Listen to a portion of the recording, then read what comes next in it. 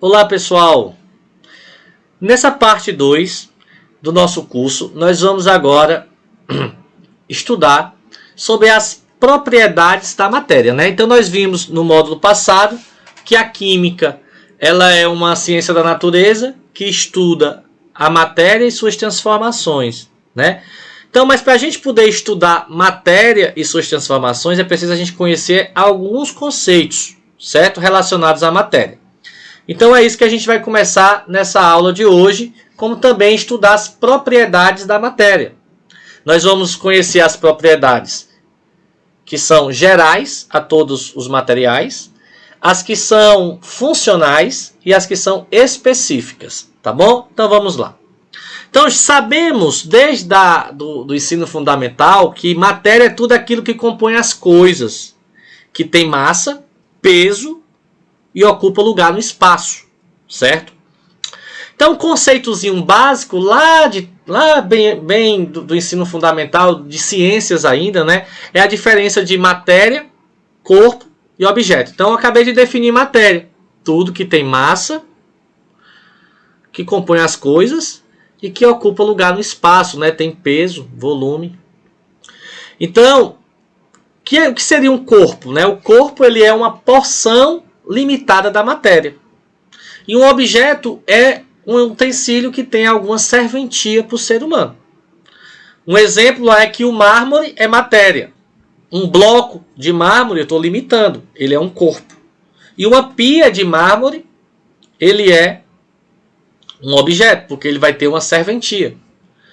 Como por outro exemplo, o ouro é matéria, mas quando eu digo bloco de ouro, eu coloco um limite. Então eu tenho um corpo.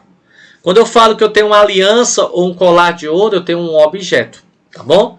Então, para a gente poder exercitar isso e ver mesmo, vamos fazer um exercício bem simples. Define-se matéria como tudo aquilo que tem massa e ocupa lugar no espaço. Entretanto, com o desenvolvimento de novas tecnologias, o ser humano conseguiu transformar a matéria em novos materiais. Uma porção limitada de matéria passou a ser denominada corpo. E uma porção de matéria com uma finalidade específica passou a ser denominado objeto. Classifique os itens a seguir em matéria, M, corpo, C ou objeto, O. Né? Vamos lá. Show. A madeira. A madeira seria o quê? Matéria. Certo? Uma cadeira de madeira já é um objeto, já tem uma serventia. Não é? Quando a gente fala o plástico, a gente está falando de matéria. Mas quando eu falo que é um tubo de plástico de caneta esferográfica, eu estou falando de um objeto. Esquadria de ferro da janela, ela tem uma função, então ela é um objeto. Quando eu falo o ferro, eu estou falando de matéria, certo? Um pedaço de vidro, aí eu estou falando de um corpo. Vidro da janela, aí eu já estou falando de um objeto, porque o vidro ele tem uma serventia, certo? Ar que os alunos respiram, matéria.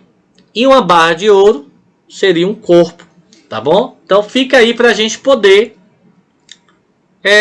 organizar esses conceitos, tá certo? Temperatura. O que seria temperatura, né? Então, a temperatura, pessoal, então esses são os conceitos importantes que nós vamos precisar para compreender melhor, né, os objetos de conhecimento do Enem. Às vezes a gente, na hora de resolver uma questão, uma palavra dessa ela é decisiva. Se a gente não souber aplicar direitinho, interpretar bem. Então, temperatura ela é o quê? A energia associada ao movimento desordenado das partículas de uma substância.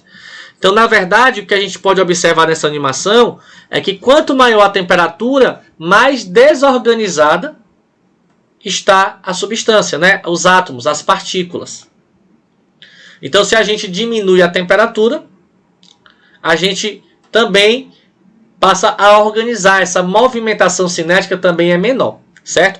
Na química, a gente utiliza muito temperatura em Kelvin, né? Então, no nosso aqui cotidiano, a gente usa muito graus Celsius.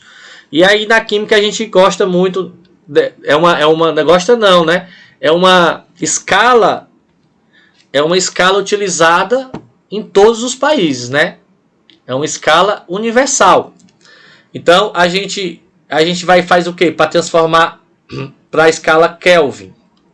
Temperatura em Kelvin é a temperatura em graus Celsius mais 273. 0,15, mas esse 0,15 você pode tirar nas questões, tá bom? Você coloca você pode fazer assim, ó, temperatura em Kelvin é igual a temperatura em graus Celsius mais 273. Isso aqui vai ajudar você a resolver muitas questões. Então, essa vai ser a unidade que a gente vai trabalhar com temperatura. Por exemplo, nesse exato momento aqui está fazendo 25 graus Celsius. Então, qual é a temperatura em Kelvin? 25 mais 273. Temperatura em Kelvin é igual a 298 Kelvin. Certo? 298 Kelvin. Tá aí a relação, né? Tudo. Vocês estudam isso dentro da física, na química não é cobrada essas relações, né? Só para a pressão. O que seria a pressão? É razão da força exercida sobre uma determinada superfície e área dessa superfície. Ou seja, transformando isso em outras palavras, pressão é a força exercida em uma determinada área. Pronto. Força sobre área. Agora, trazendo isso para o nosso cotidiano. Como é que a gente... Então, quando a gente viaja, por exemplo, quem já teve a oportunidade de viajar para uma serra, né? Quando você vai subindo a serra, você percebe que o ouvido ele começa a dar assim um abafado, um estalado assim, às vezes fica como se fosse entupido, né? Às vezes isso acontece devido à diferença de pressão. Tem gente que sente dor no ouvido quando o avião está subindo. Então, a pressão, essa pressão atmosférica, né, é a força que essa camada de ar exerce em cima das pessoas. Então, aqui no nível do mar, a pressão atmosférica, por exemplo, é de 1 atm. Certo? É de 1 atm. Agora, se a gente subir lá no Monte Everest, nós vamos ter uma pressão menor que 0,4 atm. Certo? Então, quanto maior a altitude, menor é a pressão. Né? Então, quando a gente fala também de pressão, a gente fala também, por exemplo, você vai cozinhar um alimento. Aí você pode colocar o alimento numa panela de pressão. Aí nós vamos conhecer mais adiante, nas leis dos gases, né? No estudo dos gases, que a pressão ela depende também de outras variáveis, como por exemplo a temperatura, o volume do recipiente. Existem situações, existem transformações que acontecem a volume constante. Então tudo isso a gente vai deixar para um outro momento, tá bom? Que também são coisas do nosso cotidiano, mas que a gente vai precisar estudar especificamente essa situação. Então, uma experiência, o Enem está cobrando muita questão de experiência, gente, de experimento, de laboratório. Então, está sendo um dos assuntos assim, muito abordados. Então, tem uma experiência que é a implosão de uma latinha de alumínio. Como é que isso aí acontece, certo? Vamos verificar. Você está vendo aí que ela está aquecendo a latinha. E de repente ela está colocando numa água. Ela vira. Então eu vou dar aqui uma pausa. Para a gente poder examinar. Certo? Para a gente poder examinar. Eu vou abrir aqui uma tela. Então, o que acontece? Aqui eu tenho uma latinha. Por que naturalmente a latinha não implode e nem explode? Né? Porque a pressão que nós temos aqui fora, a pressão externa, ela é igual à pressão interna. Então isso é que evita com que a latinha ela possa acontecer essa implosão, que é para dentro, né? Espontaneamente. E o que foi que ela fez para poder implodir aquela latinha, né? Esse experimento é clássico, ele coloca um pouco de água, a pessoa pode colocar aqui um pouco de água, aquecer essa água, e essa água, quando o estado sólido passa para o estado líquido, acontece um aumento de volume. Quando o líquido passa para o estado gasoso, acontece um aumento de volume, certo? E aí, isso também acaba afetando a pressão. Então, essa água, quando começa a passar para o estado gasoso, ela começa a ocupar esse espaço aí do recipiente, né? O que é que vai acontecer? Esse volume expandiu. Quando ela entorna essa latinha numa água gelada, como é aquela que ela está usando, esse volume gasoso, que está bem expansivo, ele vai ter uma compressão. Ele vai voltar, o gás ele vai voltar para o estado líquido. Com isso, a pressão interna vai ser diminuída. Então, nesse momento que você tem aqui aquele vapor que tinha se expandido, quando ele entra em contato com a água fria, acontece aqui uma diminuição brusca na pressão interna. E aí, como eu vou ter uma pressão externa maior que uma pressão interna, o que a gente vai perceber é que a latinha vai amassar, certo? Então a gente tem que ficar muito atento com essas experiências que o pessoal está compartilhando nas redes sociais. Isso aqui eu já vi algumas pessoas, como por exemplo, o Manual do Mundo recentemente fez com tambor, né? Essa experiência explicou. Então às vezes os professores gostam de trazer isso porque está no conhecimento popular, né? É o cotidiano das pessoas, é o que as pessoas estão vendo, estão assistindo. Então fica aí essa investigação. Vamos agora para as propriedades da matéria, né? Como eu falei, nós vamos ver as propriedades gerais, as funcionais e as específicas, né? As gerais, como o nome já fala, todos os materiais possuem. Por exemplo, deixa eu pegar aqui um objeto. Uma caneta. E deixa eu ver outro objeto. Uma estátua de ferro. A água e o ar atmosférico. Tudo é matéria. Todos esses materiais, se eu colocar numa balança, eu posso ter a massa. Eu posso medir a massa dele, que é a quantidade de matéria que está contida no corpo, né? Que nós não vamos entrar nesse detalhe, né, de transformação de unidades, eu acho que não cabe aqui, certo? Então, massa é uma propriedade geral, assim como também volume, né? Qualquer objeto material, ele pode ser medido seu volume, pode ser medida a sua massa. Mesmo um objeto como esse, que ele não tem uma massa, ele não tem um volume regular, a gente consegue determinar com precisão o volume dele, né? Como vocês estão vendo aqui esse objeto X, ó. Como é que ele está fazendo aqui? Eles pegaram esse objeto X, colocaram dentro de uma proveta com um valor determinado, 220 centímetros cúbicos, o volume inicial. E o que foi que aconteceu? O líquido subiu para 270 centímetros cúbicos. Subiu, isso que subiu foi a diferença do volume do objeto. E o volume é a quantidade de espaço ocupado por esse corpo. Então, qual seria o volume desse objeto? 270 menos 220.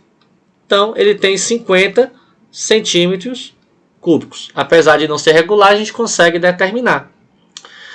A impenetrabilidade, né? Dois corpos não ocupam o mesmo lugar no espaço. Então, quando a gente colocou o objeto, o líquido subiu, mostrando isso, que dois corpos não ocupam o mesmo lugar no espaço. Se a gente encher uma banheira com água e entrar, a água derrama. Por quê? Porque dois corpos não ocupam o mesmo lugar no espaço. Isso é uma propriedade da impenetrabilidade. Divisibilidade. Toda matéria pode ser dividida em pedaços menores. Toda matéria pode ser comprimida, né? Comprimir é você reduzir os espaços vazios entre as partículas. Toda matéria tem uma capacidade elástica, né? Uma elasticidade. Até uma barra de metal, se você observar, ela tem essa elasticidade, sim. A inércia, né? Que seria... Então, a inércia explica muita coisa, né? Estudada na física. Então, um corpo em repouso, ele tende a ficar em repouso. E um corpo em movimento, ele tende a continuar em movimento até que uma força externa atue sobre ele. Ele responderá a essa força. Então, eu vou dar um exemplo de inércia. Você vem Você vem andando de bicicleta e de repente a roda trava. A bicicleta parou, mas você tende a continuar em movimento. Então isso é inércia. Você está em um transporte e você está em repouso. E o transporte sai. A primeira coisa que você faz é você ir para trás. Porque você tende a ficar em repouso. Até que a força atue sobre você e você responda a essa força, né? Então é uma das explicações. Por que a Terra gira ao redor do Sol, né? Ela gira a uma velocidade constante desde o início de tudo. Pelo princípio da inércia. Então nós vimos que as propriedades gerais, massa, volume, impenetrabilidade, divisibilidade, compressibilidade, elasticidade e inércia. As funcionais, pessoal, são aquelas que estão relacionadas, por exemplo, ácidos, bases, sais, óxidos, né? Que nós vamos ter um módulo para estudar especificamente essa propriedade aqui. Então aqui eu só quero relacionar para vocês que a acidez, né? Então, o que seria a acidez?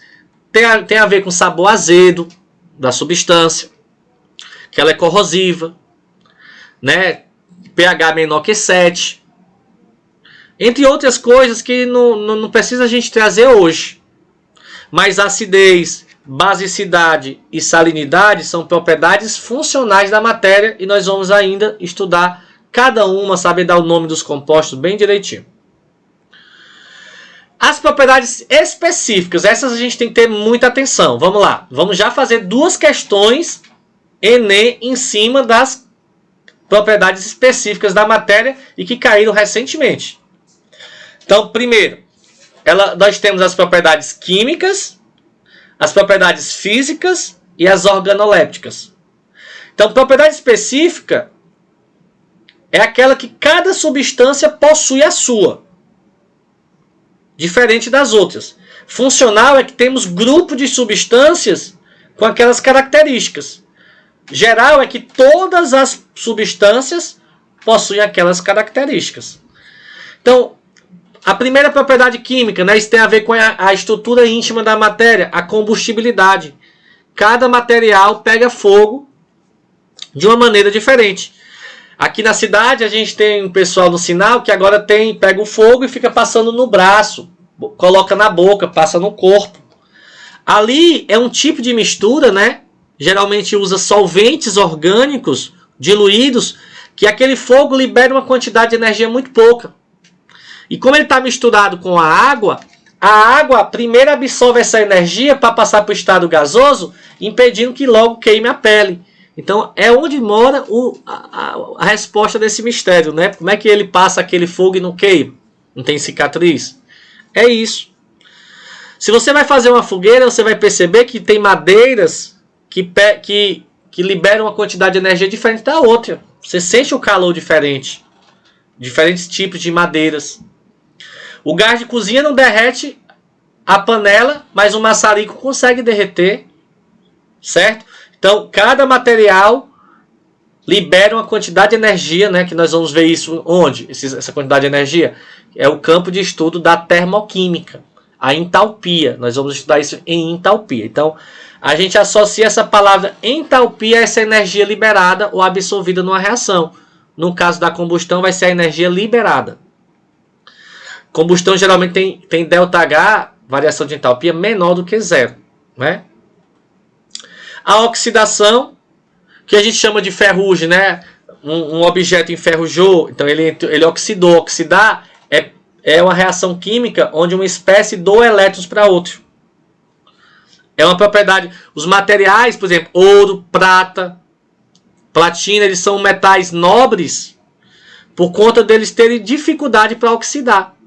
Eles têm um baixo poder de oxidação. Enquanto que, por exemplo, o magnésio ele tem um alto poder de oxidação. O magnésio ele é utilizado em estruturas metálicas para poder se sacrificar no lugar de outros metais. É chamado de metal de sacrifício, que nós vamos conhecer com detalhes em eletroquímica. A fermentação, os materiais fermentam de forma diferente. E aí a gente tem agora as propriedades físicas, né? A densidade é uma. O que é a densidade? Que nós estudamos também em fisicoquímica, estudamos já em ciências. é a relação da massa da solução pelo volume da solução. Densidade é massa sobre o volume. Então aqui eu tenho a massa de cada um desses materiais, certo? Sabendo que o volume deles é de 1 centímetro cúbico. Cada um desses cubos equivale a 1 centímetro cúbico. Então, se a gente quer determinar a densidade, vai ser a massa, né, 0,6 sobre 1. Então, aqui a gente vai ter 0,6 gramas por centímetro cúbico. O que é que significa isso? Que cada centímetro cúbico da madeira pesa uma massa, tem uma massa de 0,6 gramas. O cobre, né, 9 dividido por 1, então a sua densidade vai ser 9 gramas por centímetro cúbico. A cortiça vai ser 0,2 gramas por centímetro cúbico. E o ferro vai ser 7,8 gramas por centímetro cúbico. Tá certo? Então, você está percebendo aí que cada um dos materiais possui uma densidade diferente. Tem uma experiência também muito conhecida nas escolas e na internet, que é a torre de líquidos, né? Aqui nós temos líquidos com densidade diferente. Então, o mais denso, ele fica no fundo. O menos denso, ele fica em cima. Então, aqui nós temos também objetos sólidos, né? Esse prego é o mais denso. Essa uva aqui vai ter uma densidade intermediária, tá certo? Aqui a gente tem um gás que é mais denso do que o ar. A pessoa está pegando o copo, colocando dentro do alumínio. O alumínio é como se fosse um barco, ó. E esse gás é como se fosse uma água entrando num barco. Né? Diferença de densidade. Vamos fazer uma questão Enem agora. O controle de qualidade é uma exigência da sociedade moderna, na qual os bens de consumo são produzidos em escala industrial. Nesse controle de qualidade são determinados parâmetros que permitem checar a qualidade de cada produto. O álcool combustível é um produto de amplo consumo, muito adulterado, pois recebe a adição de outros materiais para aumentar a margem de lucro de quem o comercializa. De acordo com a Agência Nacional de Petróleo, deixa eu pegar uma marca-texto, o álcool combustível deve ter densidade entre 0,805 gramas por centímetros cúbicos e 0,811 gramas por centímetro cúbico. Aqui foi um errozinho de digitação da prova. Em algumas bombas de combustível, a densidade do álcool pode ser verificada por meio de um densímetro, similar ao desenhado abaixo, que consiste em duas bolas com valores de densidade diferentes e verifica quando o álcool está fora de faixa permitida. Na imagem, são apresentadas situações distintas para 3 amostras de álcool combustível. Amostra 1, as duas bolas estão em cima, quer dizer o quê? Que o etanol é mais denso do que as duas bolas. Na amostra 2, a bola branca é mais densa do que o etanol e a bola escura ela é menos densa do que o etanol. E na amostra 3, as duas bolas são mais densas do que o etanol, porque estão embaixo. A respeito das amostras ou do densímetro, pode-se afirmar que a densidade da bola escura deve ser igual a 0,805 gramas por centímetro cúbico. Se essa densidade fosse 0,8, ele deveria ser o quê? Mais denso do que o etanol. Então aqui a gente percebe que ela está flutuando. Então o etanol já é mais denso. Aqui a gente percebe também, ó, que ela está flutuando. Então ela é menos densa do que a bola branca. Se ela é menos densa, então ela deve ter uma densidade menor que 0,805. O que torna esse item A falso. A amostra 1 possui densidade menor que a permitida. A gente está observando que as duas bolas estão em cima. Então, imagina que a bola 1 ela tem uma densidade 0,805.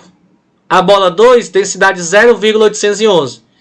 Então, se as duas bolas estão em cima, então quer dizer que essa amostra 1, a densidade é maior que 0,811, o que torna o item B também falso.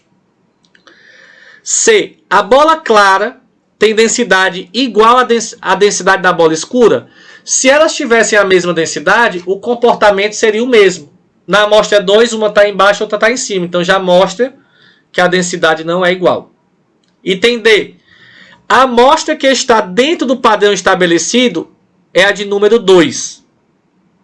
Pessoal, como cada uma das bolas deve estar em uma das extremidades aqui dos valores, então essa amostra 2, né, é que vai representar se o etanol está dentro da densidade exigida, né, pela legislação, pela Agência Nacional de Petróleo. Então aqui ele é mais denso do que a bola branca, que deve ser 0,805, a densidade dela, e menos denso do que a bola preta, que é 0,811 gramas por centímetro cúbico. Essa resposta está correta. Mas vamos ver o item E. O sistema pode ser feito com uma única bola de densidade entre 0,805 e 0... Não, uma bola não daria certo, porque não teria como saber a densidade, né? O limite. Eu tenho que saber se ele está nessa faixa de 0,805 e 0,811. Porque se eu tivesse só uma bola, ele podia estar muito acima ou muito abaixo dessa faixa. Então esse item também está falso. Resposta correta, item D. Item D. Continuando, né, nós vamos também estudar no próximo assunto desse módulo 1. Vamos ter uma parte só para estudar os estados físicos da matéria. Um assunto bastante cobrado em prova. Mas sabendo que o ponto de fusão, o ponto de ebulição, também é uma propriedade física, né? O ponto de condensação, o ponto de solidificação, são propriedades físicas da matéria específicas. Cada substância possui o seu ponto de fusão específico, como eu falei para vocês do ferro, do cobre, do estanho no exemplo passado, no módulo passado, né? Tópico passado. A solubilidade, os materiais se dissolvem de uma forma diferente. A gente tem aí o isopor se dissolvendo em acetona. O isopor já não se dissolve na água, mas se dissolve em acetona. As substâncias se dissolvem em quantidades diferentes, em solventes diferentes, em temperaturas diferentes. A tenacidade, pessoal, cuidado, que isso caiu recente em prova. Capacidade que o material tem de absorver energia, deformar plasticamente, mas não fraturar. Então, quando a gente pega, por exemplo, um copo de plástico, a gente aperta, ele deforma até um certo limite, depois ele quebra. Agora, se eu pegar um copo se for de aqueles recicláveis, quebra fácil. Se for um copo de plástico desse de casa, já é mais resistente. Se for um copo de metal, uma xícara já tem uma tenacidade maior. Então, essa capacidade de resistir sem quebrar se chama tenacidade. E cuidado que as pessoas confundem tenacidade com dureza. Dureza não é, esse é muito duro. Não é muito duro. Dureza na química também é uma propriedade física. Ele é a capacidade que o material tem de riscar o outro. O diamante, na escala Mohs, ele é o que possui a maior dureza. Ele risca todos os outros minerais naturais que existem. Então, por exemplo, um mestre de obras, quando ele vai colocar uma cerâmica, ele tem um equipamento que tem na ponta dele, ele corta o azulejo, a cerâmica. E ele tem um diamante. Então ele passa aqui, parece que está cortando papel. Porque o diamante é mais duro do que a cerâmica. Então, cuidado. Quando um professor está riscando o quadro com giz, não é o giz que risca o quadro, é o quadro que risca o giz. Porque o giz vai se despedaçando em cima da superfície do quadro. O quadro é mais duro, não é o giz. Certo? Quando um lápis risca o papel, como a gente fala, não é o lápis que risca o papel, é o papel que risca o lápis. Porque o grafite, ele é menos duro do que a celulose do papel. E aí ele vai se desfragmentando e faz a letra, o formato, o desenho, tá bom? E para a gente encerrar, as propriedades organolépticas são aquelas que impressionam os nossos sentidos, né? Olfato, paladar, tato, visão, a audição, que também é uma propriedade específica. Então vamos mais uma questão para a gente finalizar essa segunda parte. Os materiais são classificados pela sua natureza química e estrutural. E as diferentes aplicações requerem características específicas, como a condutibilidade térmica, quando são utilizados, por exemplo, em utensílios de cozinha. Assim, os alimentos são acondicionados em recipientes que podem manter a temperatura após o preparo. Considere a tabela que apresenta a condutibilidade térmica K de diferentes materiais utilizados na confecção de panelas. Qual dos materiais é recomendado para um alimento aquecido, para manter um alimento aquecido por um intervalo maior de tempo? Pessoal, aqui a gente tem uma constante, né, que tem a quantidade de energia que a gente deve em um determinado tempo. Então, observe que a quantidade de energia que cada um dos materiais absorve, certo? Então, esses materiais que possuem uma maior capacidade de condutividade térmica, então eles absorvem muito calor e liberam também muito calor. Então, quando você coloca, por exemplo, uma sopa quente em uma panela de metal, você sente que a panela esquenta rapidamente. Se você coloca ela, por exemplo, numa panela de barro, você não vai perceber a panela esquentando rapidamente. Depois de um tempo, a gente observa que a panela de barro, né, por exemplo, ela até esquenta. Mas logo, você pode também perceber isso no dia a dia de vocês, quando a gente coloca água em um copo de alumínio, em um copo de metal, ou em um copo de plástico, ou, por exemplo, numa xícara de cerâmica. A gente percebe que o de alumínio, você sente o gelado, o de cerâmica não, o da xícara não. A xícara, ela dificulta mais perder o calor do que, por exemplo, o alumínio. Porque o alumínio ele vai absorver muito calor. E ele vai absorver calor de onde? Da água, da sopa. Então, se ele vai absorver calor da sopa, ela vai esfriar mais rapidamente. Então, para manter um alimento aquecido, a gente precisa ter um valor baixo dessa constante. E o mais baixo é a cerâmica.